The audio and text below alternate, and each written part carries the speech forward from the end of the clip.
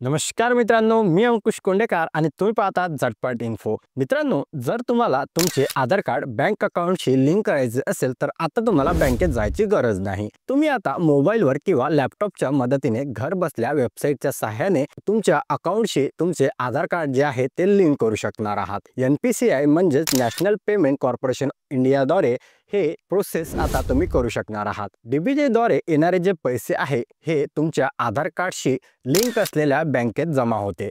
तर बऱ्याच जणांचे आधार कार्ड हे बँकेशी लिंक नसते किंवा कोणत्या व्यक्तींना हे बँक चेंज करायची असते, तर त्यांना बँकेमध्ये जाऊन हे प्रोसेस करावी लागत होती. परंतु आता NCPI द्वारे तुम्ही घर बसल्या तुमचे आधार कार्ड तुमच्या बँकेशी लिंक करू शकता किंवा ते चेंज देखील करू शकता, जेणेकरून तुम्हाला बँकेत जाऊन ही प्रोसेस करण्याची गरज भासणार नाही. तर ऑनलाईन पद्धतीने तुम्ही बँकेशी तुमचं आधार कार्ड कशा प्रकारे सीट करायचं, ज्यालाच आपण DBT द्वारे जे पैसे येतात त्याला डायरेक्ट टू बेनिफिट ट्रान्सफर असे सुद्धा म्हणतो, तर हे पैसे डायरेक्टली तुमच्या अकाउंटवरती जमा होऊ शकते. तर तुमचं आधार कार्ड तुमच्या बँकेशी कशा प्रकारे लिंक करायचं त्याची संपूर्ण प्रोसेस आपण आजच्या व्हिडिओमध्ये जाणून घेणार आहोत. तर व्हिडिओ स्किप न करता पूर्णपणे पहा, जेणेकरून तुमच्याकडून कुठलीही स्टेप मिस होणार नाही. चला मित्रांनो, सुरू करूया आजच्या या महत्त्वपूर्ण व्हिडिओला.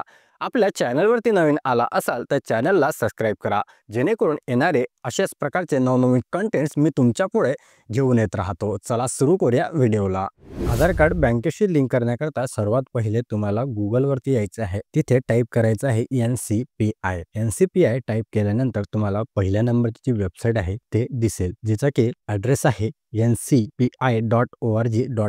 तर या वेबसाईटला तुम्हाला ओपन करायचे आहे. या वेबसाईटला ओपन केल्यानंतर तुमच्यासमोर अशा प्रकारचा जो काही इंटरफेस आहे तो पाहायला मिळेल, जिथे की तुम्हाला भरपूर ऑप्शन पाहायला मिळेल. जर तुम्ही मोबाईलवरती यूज करत असाल तर अशा प्रकारे तुम्हाला हे जे ऑप्शन आहे पाहायला मिळेल, जिथे की लेफ्ट साईडला एक 3 डॉट दिसतं. इथे तुमचे ऑप्शन येऊ शकतात, नाहीतर खाली स्क्रोल केल्यानंतर इथे तुम्हाला बरेचसे ऑप्शन पाहायला मिळतात, जिथे की आपल्याला कन्झ्युमर या ऑप्शनवरती क्लिक करायचं आहे. हे झालं मोबाईल युजर्स करता, जर तुम्ही ही वेबसाईट मोबाईलवरती यूज करत असाल तर या वेबसाईटवर आल्यानंतर तुम्हाला इथे कन्झ्युमर नावाचे जे ऑप्शन दिसतं या ऑप्शनवरती क्लिक करायचं आहे. आणि या ऑप्शनवरती क्लिक केल्यानंतर तुम्हाला बरेचसे ऑप्शन पाहायला मिळते, ज्यामधून तुम्हाला भारत आधार सीडिंग एनेबल बेस या ऑप्शनवरती क्लिक करायचं आहे. आणि या ऑप्शनवरती क्लिक झाल्यानंतर हे अशा प्रकारचं तुम्हाला इथे दिसून पडेल, जिथे की लेफ्ट साईडला बरेचसे ऑप्शन तुम्हाला पाहायला मिळतात, ज्यामध्ये तुम्ही आधार सीडिंग आणि डीसीडिंग, जर तुम्हाला एखाद्या बँकेतून दुसऱ्या बँकेमध्ये लिंक करायचं असेल तर त्या अगोदर तुम्हाला डीसीडिंग करावं लागतं. तर तुम्हाला सीडिंग आणि डीसीडिंग दोन्ही ऑप्शन इथे पाहायला मिळतं. त्यानंतर तुम्हाला जर तुमचं आधार कार्ड तुमचं बँकेशी लिंक आहे की नाही ते जर चेक करायचं असेल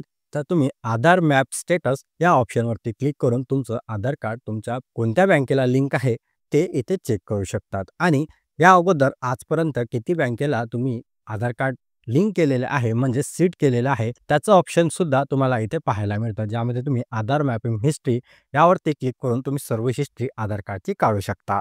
तर आपल्याला आता आधार कार्ड बँकेशी लिंक करायचं आहे, तर तुम्हाला पहिल्याच नंबरचं जे ऑप्शन पाहायला मिळत आहे आधार सीडिंग आणि डीसीडिंग या ऑप्शनवरती क्लिक करायचं आहे.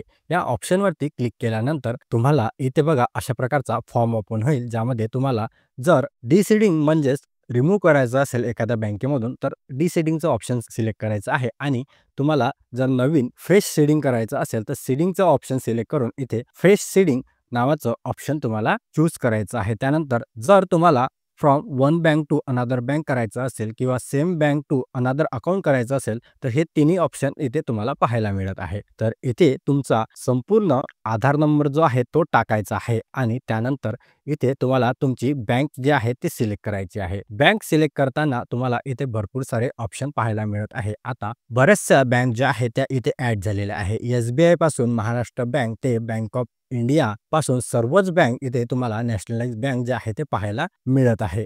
जर तुमची कुठली बँक नसेल तर ती लवकरच इथे ॲड करण्यात येणार आहे.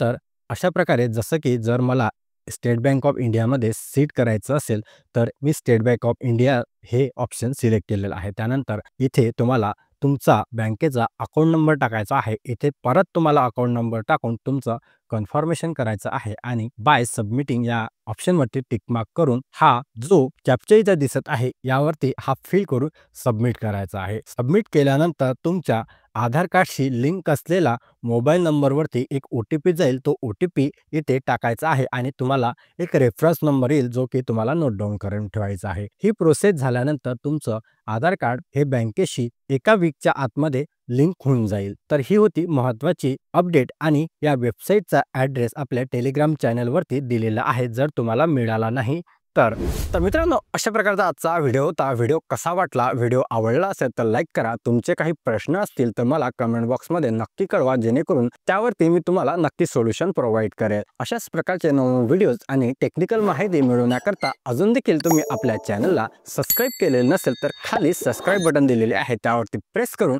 चॅनलला नक्की सबस्क्राईब करा. चला मित्रांनो, भेटूया अशाच नवीन महत्त्वपूर्ण व्हिडिओमध्ये.